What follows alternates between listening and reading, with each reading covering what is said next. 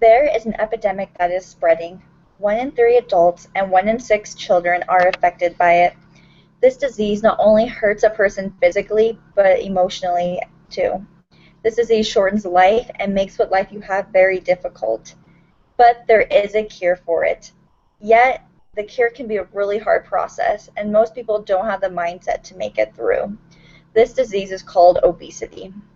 Mayo Clinic has defined obesity as an excessive amount of body fat. Don't get this wrong with being overweight, which is exclusively body weight for a particular height from fat, muscle, water, or a combination of these factors. Obesity is strictly an excessive amount of body weight. Yet, being overweight is a step in that direction. With its rising numbers, people need to become more informed. Knowledge of the disease can be a key factor in help preventing it and overcoming it. As mentioned, anyone can be infected by obesity, either from experiencing the disease themselves or from having watched a loved one with it. According to the Center for Disease Control and Prevention, child obesity has doubled in the last 30 years, and quadrupled for adolescents. Adult obesity has doubled since 1980 to, my goodness, from 15 to 30%, with every 1 in 3 adults being affected. Many are losing their loved ones at a very young age. Genetics, pregnancy, smoking can increase risk, but anyone can be affected by this disease from their lifestyle and inactivity. There are many implications of obesity. They range from skin disorder to heart disease. Two of the main factors are type 2 diabetes and high blood pressure. Some others include are stroke, cancer, breathing disorder, and gallbladder disorder. Other implications involve movement. People who are obese have a really hard time walking, and when they do try to walk, they have to stop a lot to breathe. They have a difficulty really with any activity. Some become so extreme obese that they are bedridden and can't even do daily activities. Because obesity causes so many health implications, many face death early.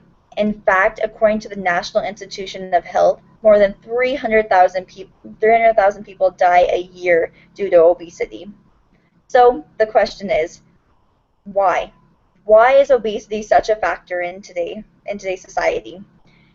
The reason is, really, there are so many reasons, and I would like to go over 3 that I know are undoubtedly reasons that obesity is present.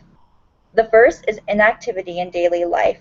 When you think back in history, people had really physical labor jobs like farming, ranching, building, lots of things like that.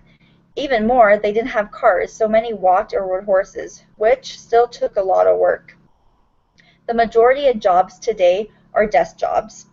So people do not get out and be active very much. This causes less and less physical activity and more sitting around. And because of this, Mayo Clinic and other organizations have said that to be physically healthy, you should exercise 30 minutes a day, 3 times a week. Yet, many people feel that they don't have enough time, life is too hectic, they don't want to spend money for a gym, so most people don't even exercise once a week. This is even true for children whose recesses have been cut and also don't have very much labor physical chores at home, so they too are experiencing less physical activity. When people are not doing things, they are not burning calories that they need to burn every day, so weight gain occurs. The second reason is technology.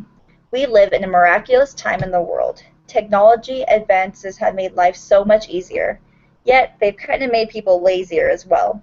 With so many new things like computers, video games, movies, people are perfectly content sitting around all day in these technologies rather than getting out and being physically active.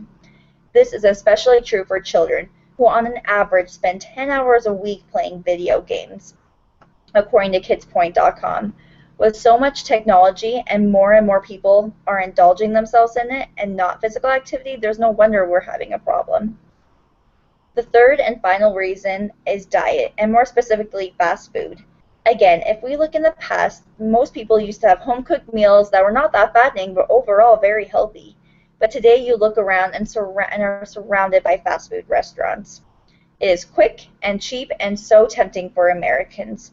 With this high intake of sugar, salt, and fat, and putting that into your body and adding that with little inactivity is obvious why obesity is a problem in today's society.